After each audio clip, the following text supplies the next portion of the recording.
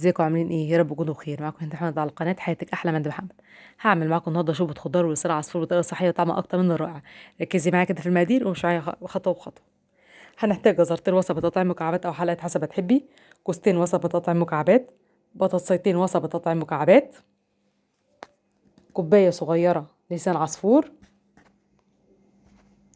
بصلايه صغيره متقطعه 4/4 مش الاخر يا دوبك شقاها. انا عايزه الشوربه تاخد من طعم البصل والبصلايه ما تتهريش معايا في الشوربه. 2 حبهان، 2 ورق لورا، 2 قرنفل، معلقه ملح، مرق دجاج في المكرونه، معلقه بهارات دجاج هتلاقوني بحطها مع الشوربه وهي بتغلي، ودي اختياري.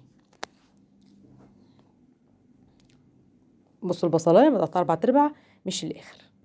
شوربه فراخ او شوربه لحمه او اي شوربه متواجده عندك، انا مستخدمه شوربه فراخ. نعيد المقادير تاني: بطاطسيتين وسط بتقطع مكعبات، كوستين وسط بتقطع مكعبات، جزرتين وسط بتقطع مكعبات او حلقات، كوبايه صغيره لسان عصفور، بصله صغيره متقطعه 4/4 مش الاخر يا دوبك شقاها بس، 2 حبهان، 2 ورق لورا، 2 قرنفل، معلقه ملح، مرق دجاج فرن كنور، معلقه بهارات دجاج. شوربه فراخ او شوربه لحمه او اي شوربه متواجده عندك، انا مستخدمه شوربه فراخ. كده مقاديرك قدامك، يلا بينا نبدا في الوصفه. يلا. في حله على النار من غير ماده دهنيه نهائي هننزل بالبصلايه نقلب فيها كده لحد ما تشوح، وبعد كده هنزل بجزرتين وسط بتقطع مكعبات وهقلب كده الجزر مع البصلايه، وبعد كده بعد كده هنزل ب2 حبان و2 ورق لورا، 2 قرنفل، هنقلب كله مع بعضه كده، وهنزل بحبه ميه مغليه صغيرين خالص. انا عايزه الجزرايه تدبل معايا مش تستوي. كده الجزره دبلت معايا، هنزل ببطاطسيتين وسط بتقطع مكعبات، وهنقلب كله مع بعض كده، وهنزل بحبه ميه مغليه صغيرين خالص. برضه انا عايزه البطاطس تدبل معايا مش تستوي. ونقلب كله مع بعض كده، هقفل عليهم. في حله تانية على النار هحط شوربه تغلي. تمام كده البطاطس دبلت معايا، هنزل بكوستين وسط بتقطع مكعبات، هنقلب كله مع بعضه. في المرحله دي مش هحط ميه لان الكوسه اولا بتستوي بسرعه، ثانيا الكوسه فيها ميه، برضه انا عايزه كوسه تدبل بس مش تستوي. هنروح بقى لايه الشوربه. اول ما الشوربه تغلي كده هنزل بملح دجاج فوق المكرونه، معلقه بهارات دجاج، معلقه ملح. اول لما الشوربه تغلي بالبهارات زي ما شايفين كده هضيفها للخضار. تمام.